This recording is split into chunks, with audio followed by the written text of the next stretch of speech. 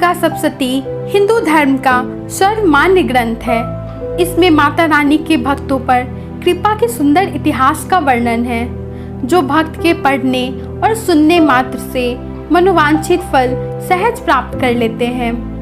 भगवती की आराधना से मनुष्य के घर में सुख, शांति, समृद्धि की प्राप्ति होती है।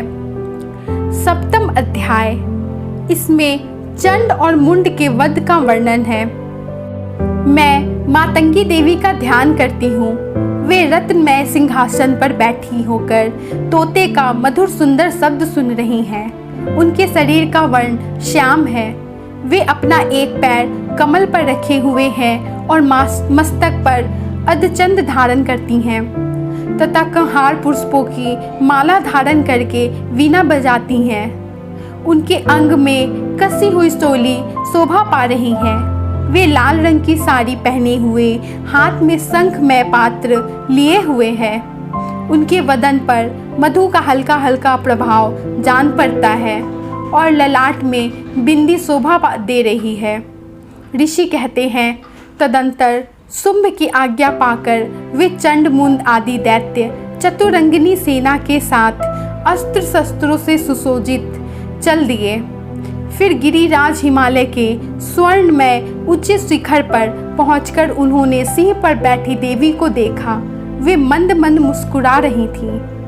उन्हें देखकर दैत्य लोग तत्परता से पकड़ने का उद्योग करने लगे। किसी ने धनुष तान लिया, किसी ने तलवार संभाली और कुछ लोग देवी के पास आकर खड़े हो गए। तब अंबिका ने उन शत्रुओं के प्रति बहुत क्रोध किया।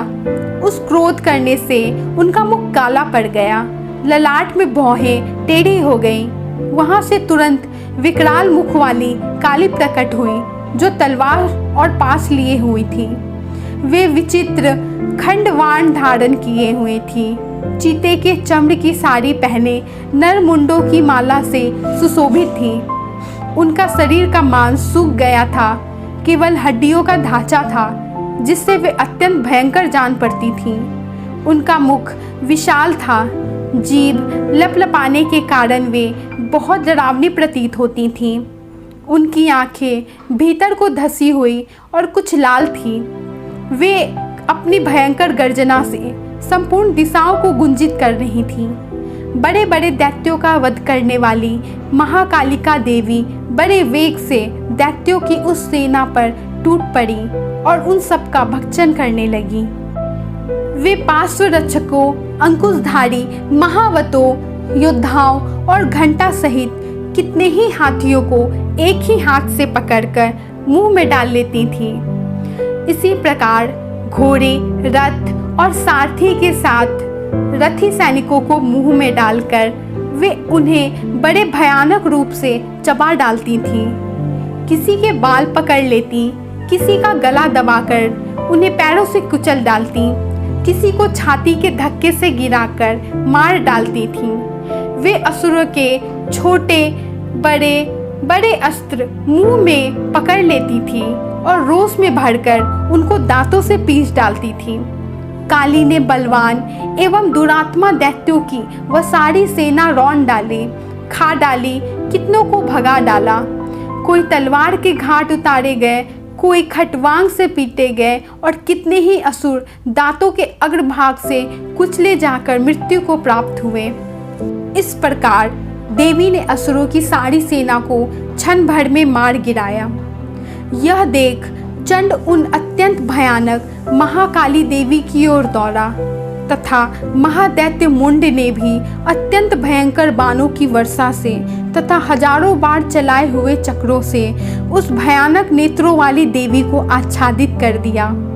वे अनेकों चक्र देवी के मुंह में समाते हुए ऐसे जान पड़ते मानो सूर्य के बहुतेरे मंडल बादलों के उदर में प्रवेश कर रहे हों।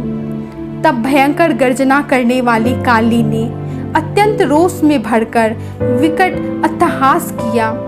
उस समय उनके विकराल वदन के भीतर कठिनता से देखे जा सकने वाले दांतों की प्रभा से वे अत्यंत उज्जवल दिखाई देती थीं।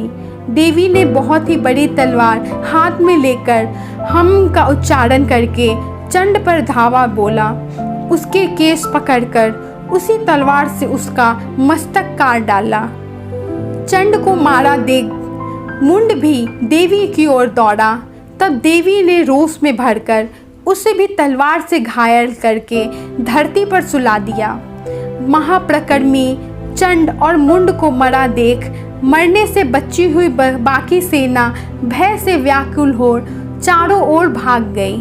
तदंतर काली ने चंड और मुंड का मस्तक हाथ में लेकर चंडिका के पास जाकर प्रचंड अट्टहास करते हुए कहा, देवी, मैंने चंड और मुंड नामक इन दो महापशुओं को तुम्हें भेंट किया है। अब युद्ध यज्ञ में तुम शुंभ और निशुंभ का स्वयं ही वध करना। ऋषि कहते हैं, वहां लाए हुए चंड मुंड नामक महादैत्यों को देखकर कल्याणमयी चंडी ने काली से मधुर वाणी में कहा, देवी, तुम चंड मुंड को लेकर मेरे पास आई हो, इसलिए संसार में तुम्हें चामुंडा के नाम से तुम्हारी ख्याति होगी। इस प्रकार श्री मार्कंडेय पुराण में सावर्णिक मनवंतर की कथा के अंतर्गत देवी महात्म्य में चंड मुंड नामक 7वां अध्याय पूर्ण हुआ। इति श्री दुर्गा सप्तशती।